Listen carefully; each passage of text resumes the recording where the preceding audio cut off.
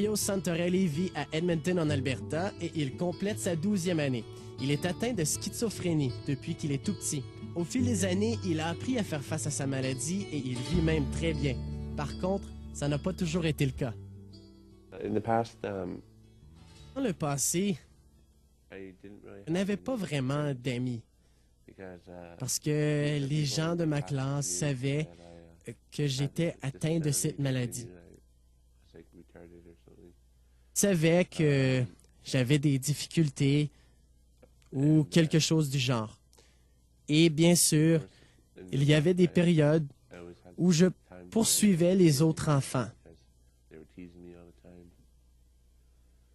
parce qu'ils riaient toujours de moi. C'était une époque vraiment frustrante et plutôt triste.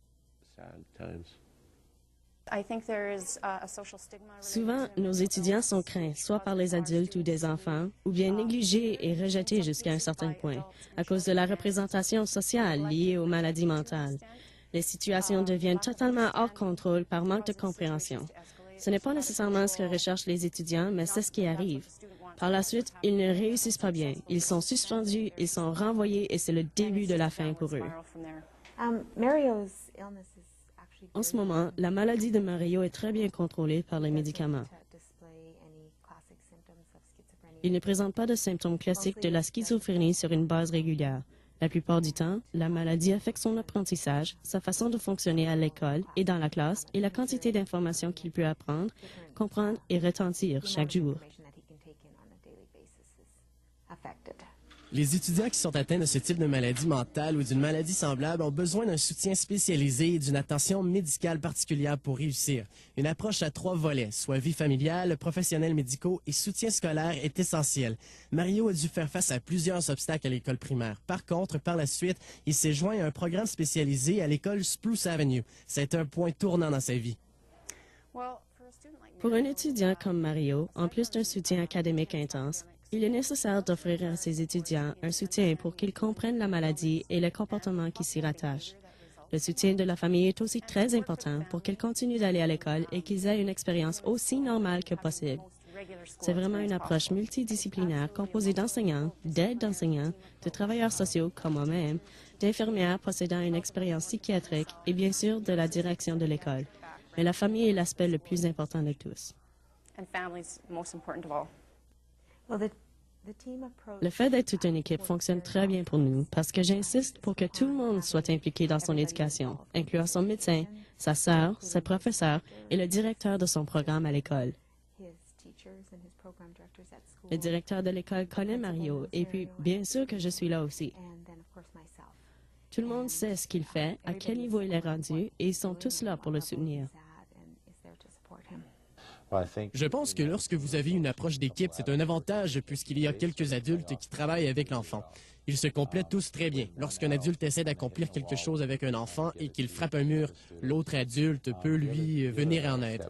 Il est très rare que quelqu'un atteint de la même maladie que Mario complète le secondaire et plus encore qu'il considère des études postsecondaires. L'intérêt de Mario pour l'informatique l'a motivé à considérer un programme d'études techniques. Mario va obtenir son diplôme d'études secondaires générales cette année et il a fait des recherches avec l'aide de ses professeurs sur les cours qu'il lui serait possible de suivre. Les ordinateurs sont sa passion à 99,9% et il a appris qu'à NAIT, une école technique, il peut suivre des cours à temps partiel. Ils ont aussi un système de soutien offert par le Bureau des étudiants handicapés. Une statistique laquelle je crois provient de l'enseignement supérieur de la technologie de l'Alberta indiquait que la population d'étudiants ayant un handicap dans les écoles secondaires a au moins doublé. Nous pouvons alors nous attendre à ce que ces étudiants poursuivent des études postsecondaires.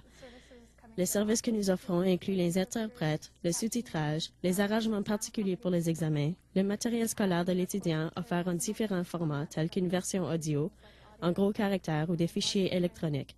Évidemment, chaque étudiant est différent, alors il y a toujours la possibilité que le conseiller et l'étudiant s'assoient ensemble afin de discuter la nature du programme scolaire et comment l'accès à ce programme est affecté par leur handicap.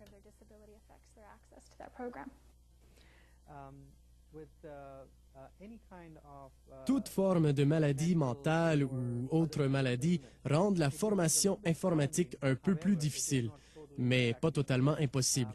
Plusieurs étudiants ayant des handicaps font leurs études ici. Nous avons aussi plusieurs services pour aider ces étudiants et les soutenir. Nous sommes également très proactifs lorsqu'il vient le temps de soutenir tout étudiant aux prises avec un handicap qui commence le programme. Je pense que si quelque chose vous intéresse, il y a plusieurs façons de réussir. Alors, faites des recherches sur le sujet qui vous intéresse, informez-vous sur ce que vous pouvez faire une fois les cours terminés, où vous voulez travailler, et parlez à des personnes qui travaillent dans ce secteur. La première fois que je me suis présenté dans la classe de 4e année à l'école Spruce Avenue, il y avait là des ordinateurs très performants. J'utilisais toujours les ordinateurs pendant l'heure du lunch et recherchais des sites Internet qui parlaient des composantes d'un ordinateur. J'essayais d'apprendre tout ce que je pouvais à propos de ceux-ci, des systèmes et de comment ils fonctionnent. Je vais accomplir une étape à la fois et essayer d'en apprendre encore plus. Tout ce que je peux faire pour réaliser mon rêve, devenir technicien informatique.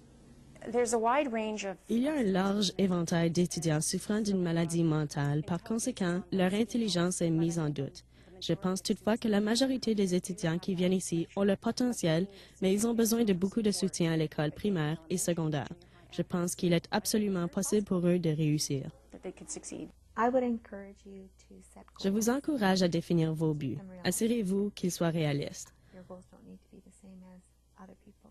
Vos buts ne doivent pas nécessairement être les mêmes que ceux des autres. Commencez par un but à court terme. Vous pouvez toujours voir plus loin à partir de là. C'est plus difficile de revenir en arrière lorsqu'on est déjà loin devant. Par exemple, votre premier but pourrait être de vous dire que vous allez terminer votre 9e année.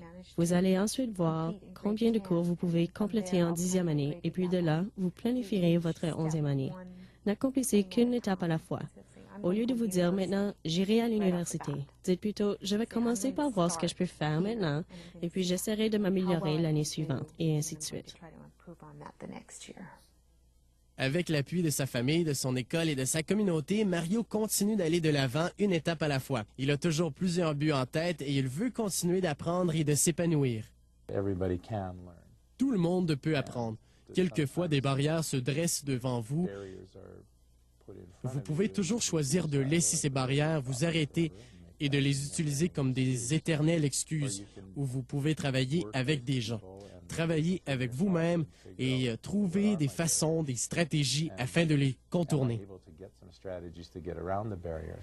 Oh, je pense que le potentiel des étudiants qui souffrent de maladies mentales est extraordinaire. Je pense aussi que s'ils sont bien entourés, dans un environnement adapté, avec un soutien adéquat, ils peuvent accomplir tout ce que les autres étudiants peuvent accomplir aussi. Je pense qu'il ne faut jamais abandonner ses rêves et ses buts. Il ne faut jamais abandonner sa famille et ses amis. Continuez toujours d'avancer. Vous devez aimer votre vie telle qu'elle est et ne permettez pas aux autres de vous abattre. Mario est un cadeau pour moi.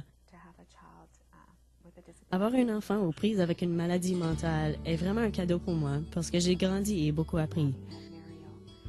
Ça a été une lutte pour moi de l'aider à accomplir ses buts, mais l'expérience m'a aussi fait grandir.